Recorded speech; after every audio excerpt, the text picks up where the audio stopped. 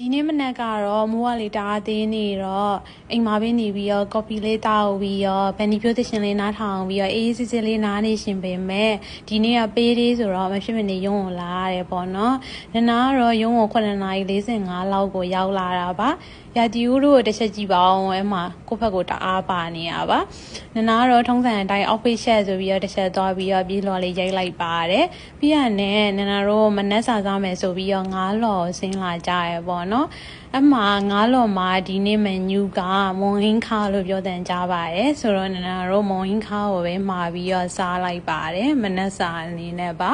အပြီးရနဲ့နနာတို့7နာရီခွေးဆိုတော့အလုပ်စားပြီးတော့လုပ်ရပါတယ်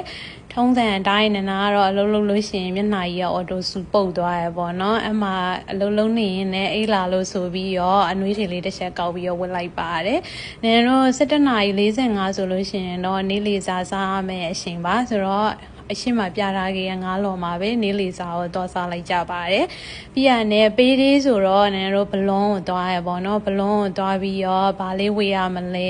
ဘာတွေရှိလဲဆိုပြီးတော့တစ်ချက်သွားကြည့်ပါတယ်အမှနင်နာလိုရှင်တွေရဲ့ lady shoe ဖနက်က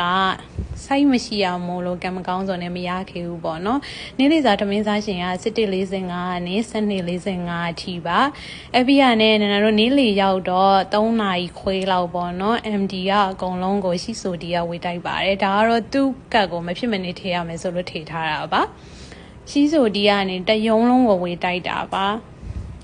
နော်မူမရှိစော်ရောရှိဆိုဒီနဲ့ပြရနဲ့ဒါကတော့အလုံးမှာနိုင်ချင်းခံနေရတာပါလုပ်ငန်းခွင်ရနိုင်ချင်းမှုပေါ့နော်ပြရနဲ့နန်တို့ပေးသေးဆိုတော့ညနေပိုင်းရုံစင်းတာနဲ့အီကိုသွားပြီးတော့တောက်ကြပါတယ်အားလုံးပဲရှီယာစပါဒီနေ့ဗီဒီယိုကတော့ဒီလောက်ပါပဲကျေးဇူးတင်ပါတယ်